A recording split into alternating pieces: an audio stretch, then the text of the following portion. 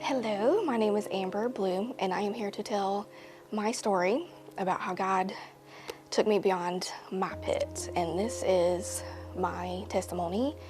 This is how God got me through where I'm at today. My story really begins, through childhood. I really didn't grow up going to church or anything like that. I always had friends I went to church with and kind of started introducing me to that. But when I was 18 years old, it was October 20th.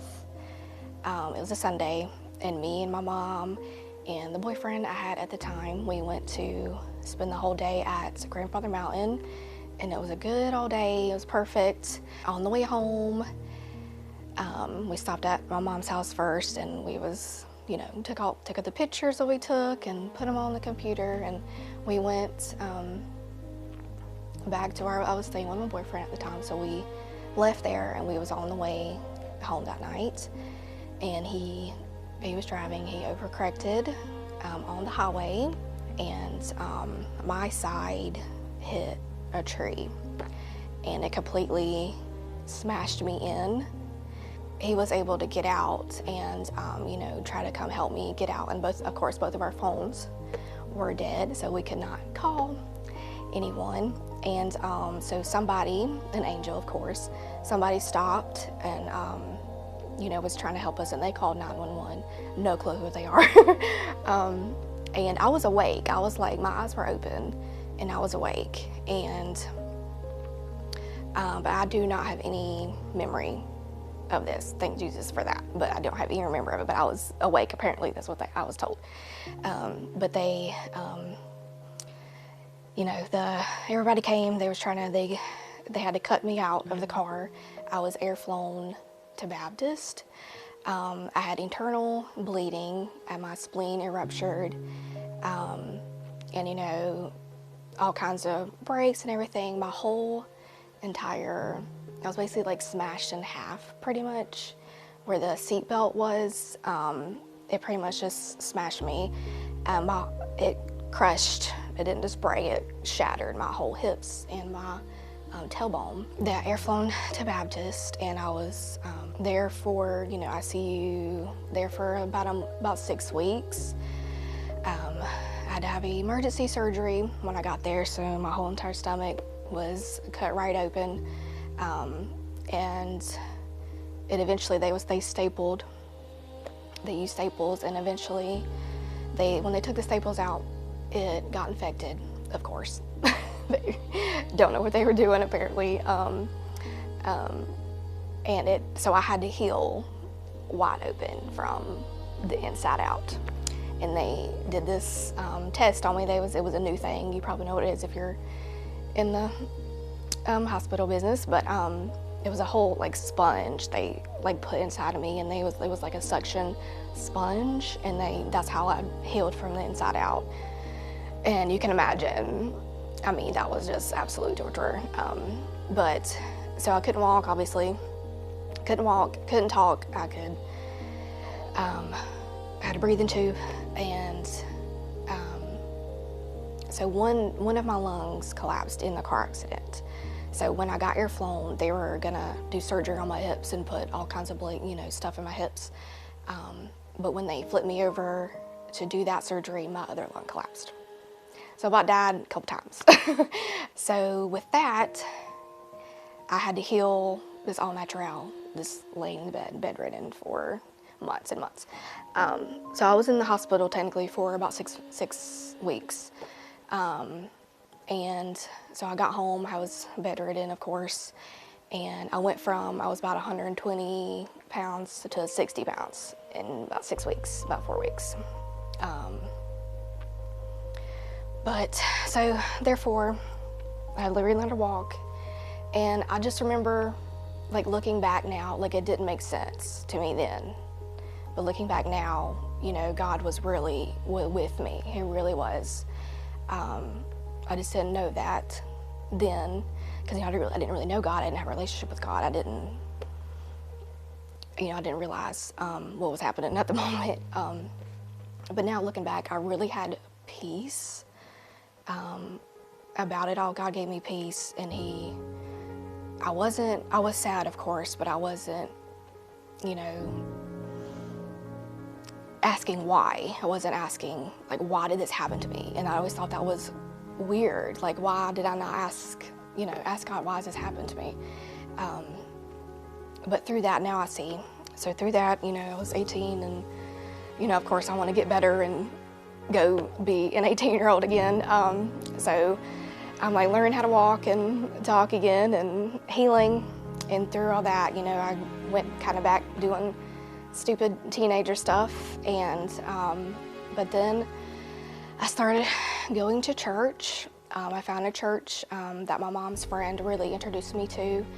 And I started, making friends, and it was my church family. They became my family, and they still are. So going to church and really just finding myself, and I was alone. I moved out. I moved into my own place, and I was just really, really trying to figure out, everything. Like, why did this happen to me? And with that, I was still kind of doing sinful things, of course. That you can, or people do, drinking, smoking. So with that, going to church, and one Sunday it really changed everything. So one Sunday I went, and it was about, he was saying, what the one thing is, blocking you from God's blessings, like in your life. There's one thing. So I went home and I said, okay, Lord, I'm giving it to you. I said, I'm giving it to you. It's all yours. I'm not doing it anymore. Like I said, I want your blessings, and I just threw it away. And literally a couple hours later, that same night, my husband Ryan now, he messaged me on Facebook.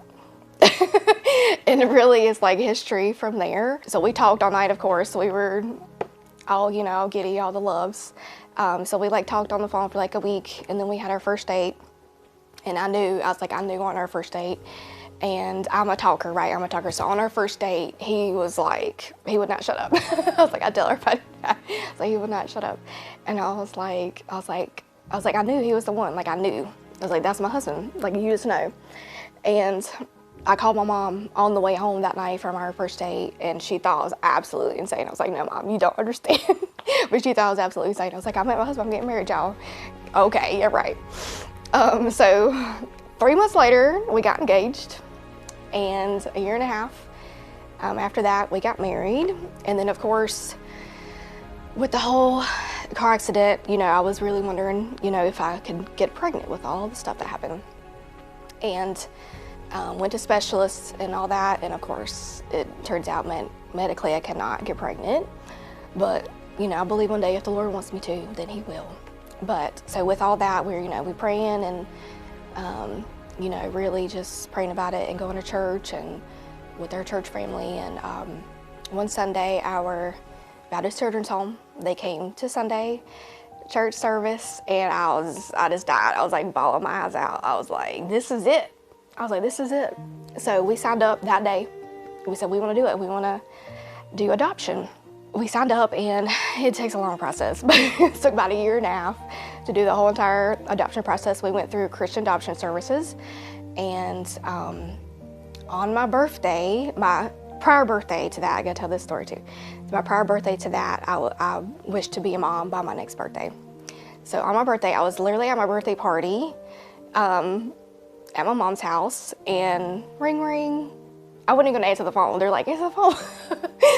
And it was like, hey, this is Christian Adoption Services. I was like, you got a minute to talk? And I ran. I went and got Ryan. I was like, you will not. I was like, we just died. It was like, it was very in shock. We're like, we have a baby boy for you. He's 5 weeks old, and you can come pick him up tomorrow. So we got off the phone with her, and it was just absolutely just pure joy and just in shock. Like, you're really in shock. Like, okay, we're bringing a baby home tomorrow. Like, it's not like being pregnant and you're like preparing yourself. No, it's completely different. So we ran, we told everybody at the party. It was really great. So we both stayed up all night getting everything ready for the baby. We picked him up. It was really, honestly, a very sad experience. We met the birth mom. We literally had to sit there and watch her give her baby to us, and it literally just broke my heart. I literally came home and I was pretty depressed. I was like, I just took somebody's baby away from them. It was so sad. I was like, but I knew that's what the Lord had, but I had to get over that for a little bit. And of course, we're happy face 2.5 now. And then a year ago, we were on vacation in Tennessee, and I literally just got a Facebook message on Facebook. I met this lady one time through a paint class I do. I'm an artist, I do paint classes and stuff, that's what I do for a living. And I met this lady one time, and she said, my niece just had a baby. She was born addicted, and I don't want to say too much because we're fostering her right now, but and we just wondering if you would be interested. She's like, I don't know why you popped in my head. And I'm like, I know why, the Lord did that. But so we said yes, and we said yes immediately, like, yeah. But we didn't really know it was gonna work out because she was, CPS got involved. It was completely different than doing adoption straight up. So we didn't want to do foster to begin with because we just want to do straight adoption because we don't want to go through that where they get taken away. Like, we can't handle that, you know what I'm saying? But the Lord's like, you can do it. Here you go. So they dropped her off, CPS dropped her off 2 months later, like 8 o'clock at night, like a pizza. It was really crazy. It was wild. 8:30 at night. So that just hit a year ago, in February 11th. And she's 1 and 2 months, so she's 14 months now. Her birthday's in November. So we have a big old happy family. We have our boy and a girl. We're so happy. And I just wanted to tell my story. I just want to really just inspire you, like if you are going through your pit, or if you did, or if you're going through it now, God can get you through it, and He will. I remember being in the hospital bed, and I remember these two ladies, they had their own story. They were like really young, and I literally don't remember the story. I'm gonna be honest, don't remember exactly what happened to them. But I remember them, everybody coming in and praying for me. I remember these two ladies coming and telling me their story. You will get through it. And I mean, that helped. Okay. I'm like, yeah, right. I'm sitting here dying at the moment, but it really does help. And for people who need to hear your story, He told me that you need to tell your story. And then about a month ago, Ben come up and told us that he's doing this. And I was like, yep, we're doing it. And I was about to throw up before this, but because I'm just nervous. But I had to do it. I had to tell my story. So that's me. But yeah, if you're in your pit, God can get you through it. He is in the fire with you, and you can smile through the storm. You can. That's only with Him by your side. You can't do it by yourself. You cannot. You can't get through it. So really just call on Him, and He'll give you peace about everything. And thank you for listening.